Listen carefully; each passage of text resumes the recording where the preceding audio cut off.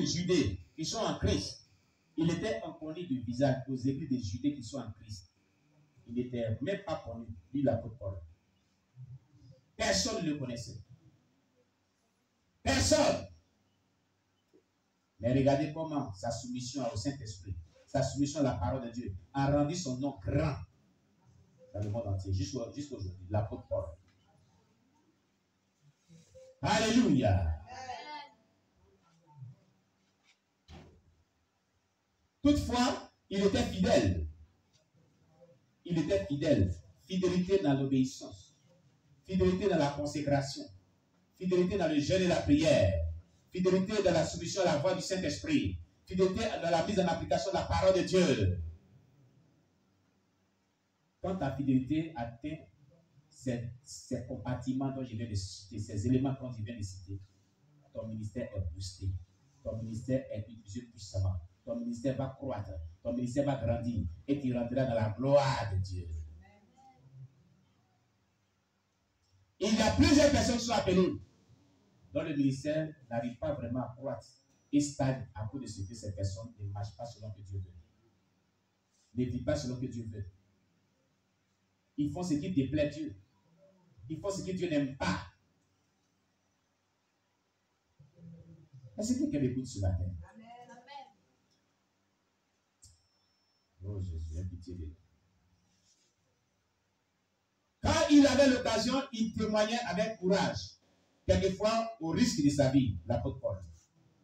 Il témoignait, c'est-à-dire il prêchait l'évangile avec courage. Même sa vie était risquée, mais il prêchait l'évangile. Tu comprends? Paul prêchait l'évangile au risque de sa vie.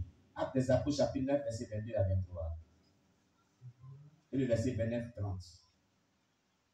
On va lire. Il a risqué sa vie. Actes des Apôtres, chapitre 9, verset 22 à 23 d'abord. Il est dit. Cependant, Saul se fortifiait de plus en plus. Et il confondait les Juifs qui habitaient Damas, démontrant que Jésus est le Christ. Au bout d'un certain temps, les Juifs se concertèrent pour le tuer. On cherchait à le tuer. Sa vie était risquée. On cherchait à le tuer. Sois avec nous. Aïe.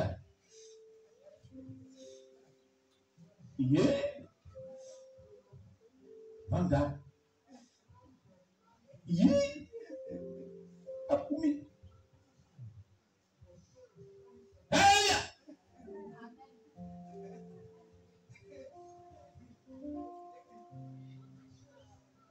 Alléluia. Réveillez ceux qui dorment. On entend des bonnes choses, mais les gens sont dans une autre dimension. Pourquoi?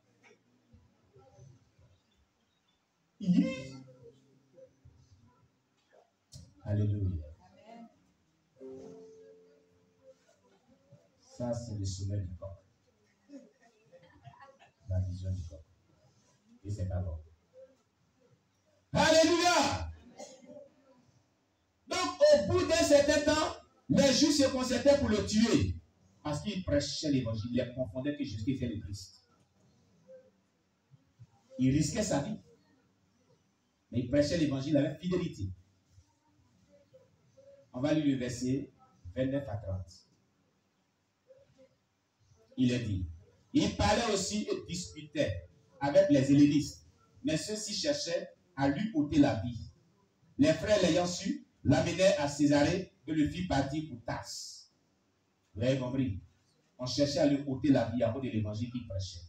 À cause de la vérité qu'il prêchait. On cherchait à lui ôter la vie. Et les frères ont su que les gens cherchaient à le tuer. Les frères sont cachés dans le prix. Ils l'ont fait partir à Césarée. Dans le secret. Il ne faut pas qu'on le tue l'apôtre Paul. Dieu cherche des personnes qui vont prêcher l'évangile avec fidélité. Quoique leur vie sera menacée de mort. Qui ne vont pas reculer devant la mort. Mais devant la mort, qui vont dire que la vérité. Qui vont prêcher que la vérité dans la sagesse, dans la douceur.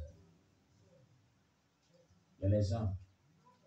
Et Côte d'Ivoire, guerre de Boaké.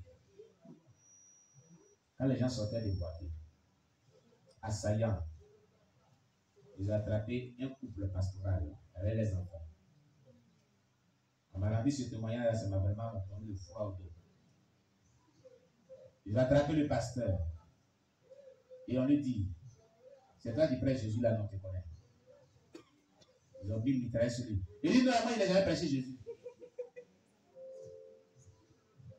On dit, bon, mets-toi ici d'abord. C'est sa femme. On dit, c'est vous qui prêchez Jésus. Elle dit, oui, moi, il prêche Jésus. Bon, prends tes enfants pour passer. Bon, ils l'ont tué. Ils l'ont tué.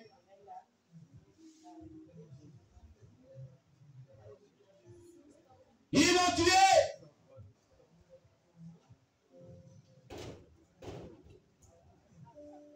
Parce qu'il a renié Jésus. Et là, il va en enfer directement. Dans le témoin de Kingsley Bali, s'il y avait su, cet homme, ce chrétien que les Boko Haram ont attrapé, qui a lu cette partie-là?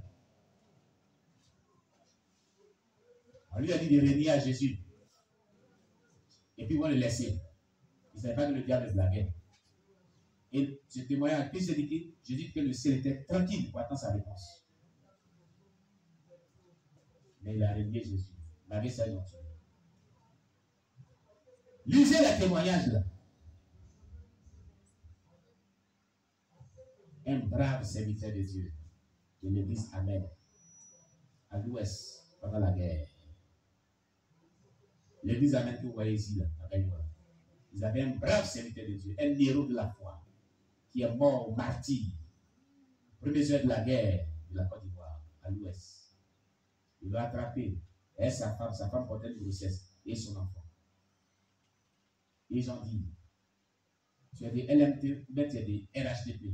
Il dit, moi je ne suis pas de quelque part, je suis de Jésus. Il a dit, ah, c'est vous les pasteurs de Babou là, c'est vous mon chercheur. Il dit, moi je ne connais pas Babou, je connais Jésus. Mets-toi ici. Dis-nous, en temps, ils ont attrapé des gens qui sont dans la vie, qui a des LMP, qui a des RHDP. Les gens ont choisi RHDP pour ne pas être tués. À cause de peur. Ils ont été sauvés ce jour-là. Et lui, il dit, il n'est ni des LMP, il n'est ni des RHDP. Mais il est pour Jésus. On dit, ah bon, on va te tuer. Il dit, si vous me tuez, laissez-moi, je vais faire ma dernière prière. C'est ce qu'il a dit. Hein? Ça s'est passé à l'ouest. Sa femme est venue ici. Sa femme vivait ici. Je ne sais pas si elle est partie, mais elle est encore ici. Et il a fait la prière. Il l'a abattu froidement devant sa femme. Il est mort dans l'intégrité de la mort, sans renier à Jésus-Christ. Il est mort martyr au nom du Seigneur Jésus-Christ. C'est pour ça qu'il dit de lui que c'est un héros du Seigneur Jésus-Christ.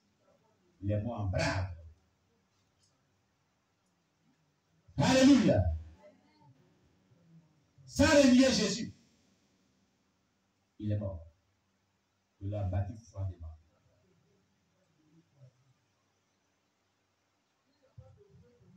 Il y a les gens, pour des petits épreuves, ils mentent. Ils mentent, ils tremblent déjà. D'autres même, ils commencent à faire pipi sur eux. Il ne peut pas être fidèle jusqu'au bout. Hé Jésus! Viens à notre secours. Paul n'avait pas peur de prêcher l'évangile fidèlement, au prix de sa vie.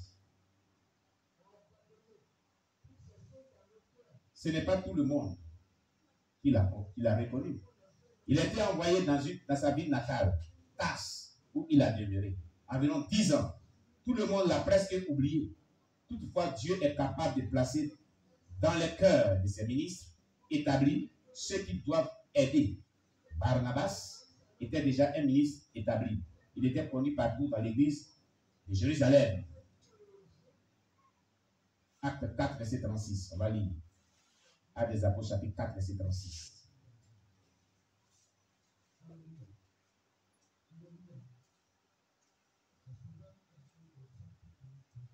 La Bible nous dit, dans Actes des Apôtres, chapitre 4, verset 36, Joseph, surnommé par les apôtres Barnabas, ce qui signifie fils d'exhortation, lévite originaire de Chypre. Alléluia. Gloire à Jésus.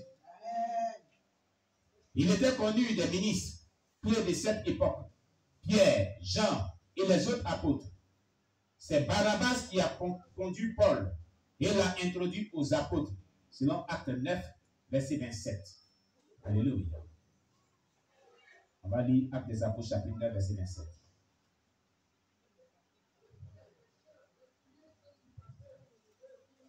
Il est dit dans Acte chapitre 9, verset 27.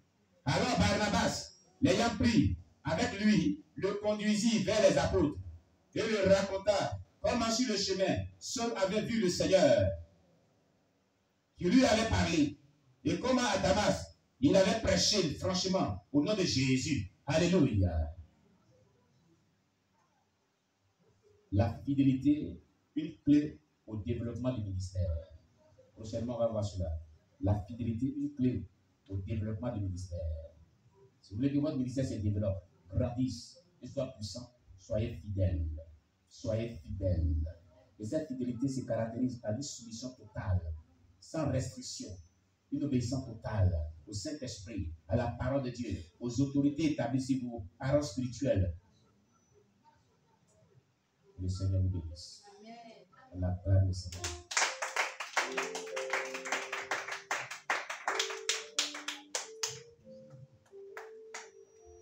C'est merveilleux